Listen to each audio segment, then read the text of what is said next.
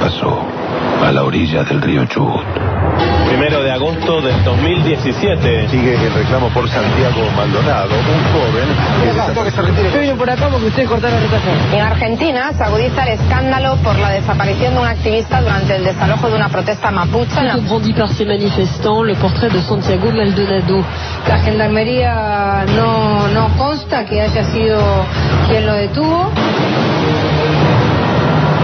¿Quién es Santiago Maldonado? Santiago, bueno, dicho por él, es una persona libre. Artista, músico, un montón de cosas que yo soy un zapato para eso. Entonces, porque en realidad es lo que a mí me hubiese gustado ser y no era. Extraño lo que él podría estar haciendo y no lo está haciendo. Estar pintando, siendo libre, haciendo lo que él quisiera.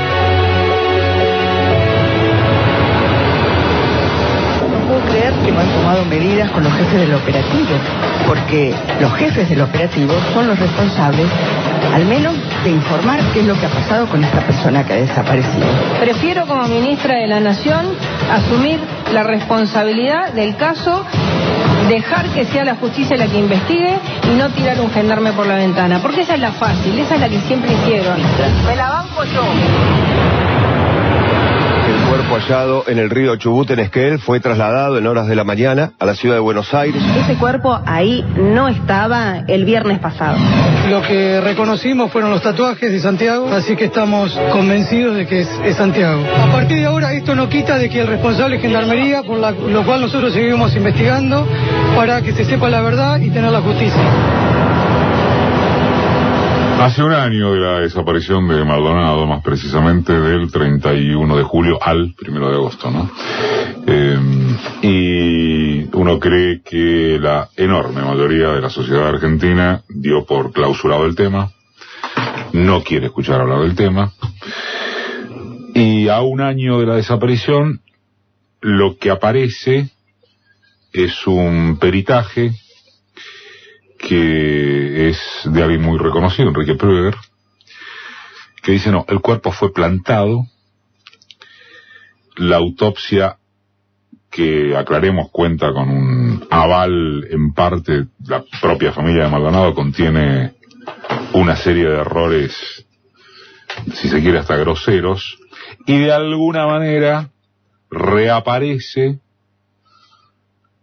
la duda que en verdad nunca se fue, más allá de que los medios hayan sellado que ahí estuvo siempre, que se ahogó y otra cosa. Hagamos, lo menos que podemos hacer es un repaso, veremos si vamos hasta las 11 o dividimos en dos partes, si querés hasta cronológico. Adriana es una de las periodistas que más ha investigado el caso. Empecemos por qué pasó, o por lo menos qué se sabe que pasó el 31 de julio y en verdad el 1 de agosto.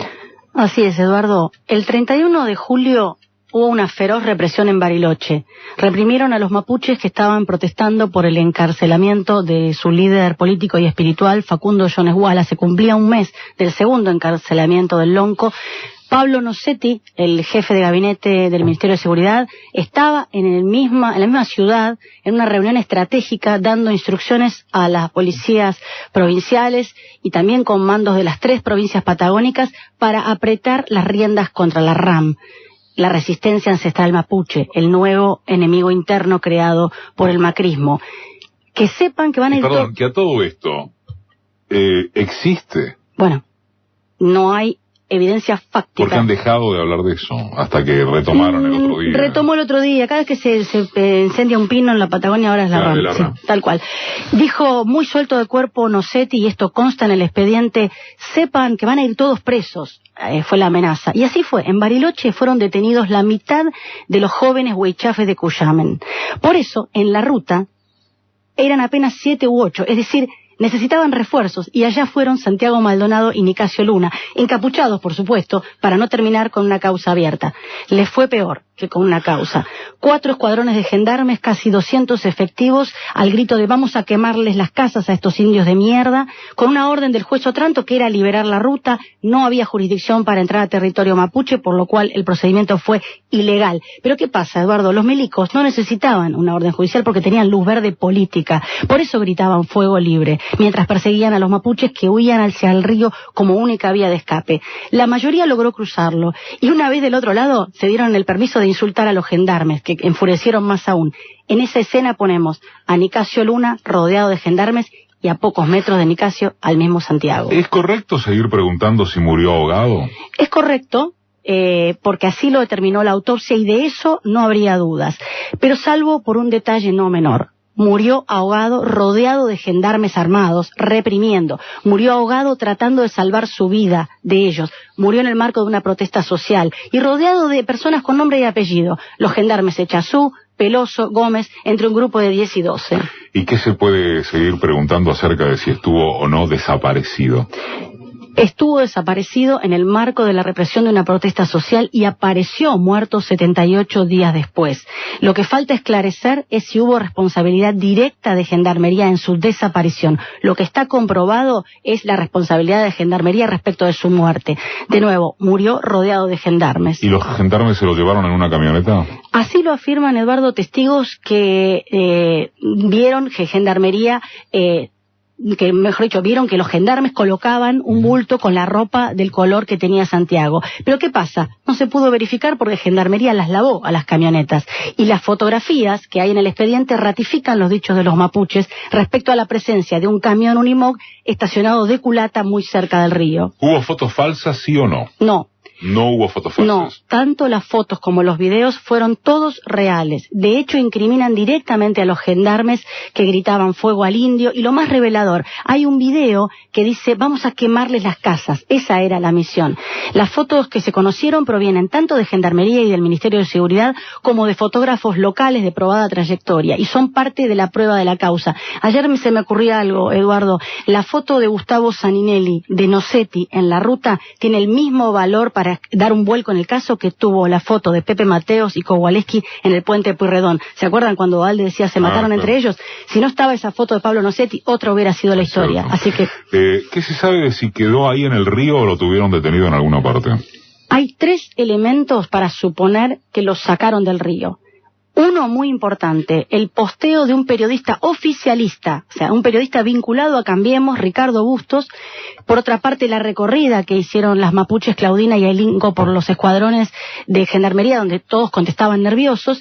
Y en el hipotético caso de que el oyente decida que no va a dar credibilidad a la palabra mapuche, les damos el testimonio de Bustos. Pero como vos bien decías, ahora hay una prueba muchísimo más contundente, que es el informe de Enrique Pröger con errores en la autopsia, básicamente la omisión de algo. Yo lo vi anoche, Eduardo, está en la foja 54 de la autopsia. La polinóloga, una experta bióloga de La Plata, dijo que había polen en el pantalón de Santiago. Por el tipo de tela y por el movimiento del agua, ese polen no pudo haber estado ahí más de 30 días. Bajo ningún punto de vista, lo pone entre comillas la bióloga.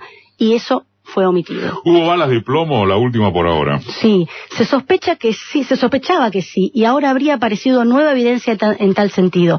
Hay algo que los testigos detectan, que es que el sonido cambia. Primero son escopetazos y después parece que fueron armas convencionales. Nos quedan otros interrogantes en esta recorrida que estamos haciendo de un año a esta parte, el tema de los abogados truchos, el por qué se habló de la reticencia de los testigos mapuches y de sitios sagrados, y en qué estado está hoy la causa judicial principal sobre Santiago Maldonado. No estaría y no estará de más recordar nunca que a este caso le siguió el de Rafael Nahuel, asesinado bestialmente por la espalda, probadamente por la prefectura, ¿no? Caso en el que Enrique Pröger es el perito que encontró las vainas. Nada menos. Así es. Y el estado de esa causa, o del estado de esa causa, también vamos a hablar en un rato, Es el sábado hasta las 13. Quizá otra forma de hacer radio. Juntos. Marca. Las 12 12 menos 5. Con Adriana y antes de Heller nos quedaron pendientes 3 preguntas en torno del raconto del caso Maldonado, que esta semana, bueno, tuvo un quiebre respecto del sello que, como habíamos dicho, le pusieron los medios en cuanto a que se ahogó y listo, a partir de lo que es la pericia de Pruger. Sí, estoy acoplando. Está acoplando el aurico. ¿Querés hacer una aclaración antes de las preguntas? Sí, porque recibí un mensaje de una fuente que nos está escuchando desde el Lago Puelo, una fuente muy vinculada a la causa, que evidentemente lo voy a decir porque quizás se entendió mal. No tenemos prueba de que Santiago haya muerto en el momento de la represión ni rodeado de los gendarmes que nombramos. No se sabe si lo sacaron vivo ni la data de muerte. Esto es cierto. O sea, si se entendió eso, me expresé mal. Hay muchas sospechas sobre esos nombres que yo di que estaban cercanos a los mapuches que se escapaban. Pero bueno, coincido absolutamente con lo que me está apuntando la fuente. No hay certeza, es una suposición. Nos quedaron, o me quedaron 3 preguntas. Sí. Habíamos visto si estuvo desaparecido, si se llevaron los gendarmes en una camioneta, si hubo fotos falsas, si quedó ahí en el río, lo tuvieron detenido en alguna parte, si hubo balas de plomo. ¿Hubo abogados truchos? Al menos eso es lo que dijeron el gobierno y sus voceros, porque aprovecharon, Eduardo, un error en la mención a los letrados que lograron ante la Comisión Interamericana de Derechos Humanos la medida cautelar que obligaba al gobierno a buscar a Santiago. Al mencionar a la APDH, solo pusieron a APDH y no a APDH Córdoba, Asamblea Permanente por los Derechos Humanos de Córdoba, al referirse a Carlos Chuzo González Quintana. Entonces, la APDH salió a expresar que ese abogado no integraba la agrupación y de eso se agarraron en decir de que era falso. Además, su compañero Cabaleiro tiene su propia ONG. Se habló muchísimo a lo largo de todo el caso de la reticencia de los testigos mapuches y del tema del ingreso a los sitios sagrados y demás. ¿Por qué se habló tanto de eso? Hay una cuota de verdad, es todo verdad. No. Hay una cuota de verdad que tiene que ser enmarcada en este contexto. Aún antes del caso Maldonado, los mapuches de Cuyamen habían sido reprimidos con ferocidad. Sus casas fueron quemadas, sus derechos vulnerados.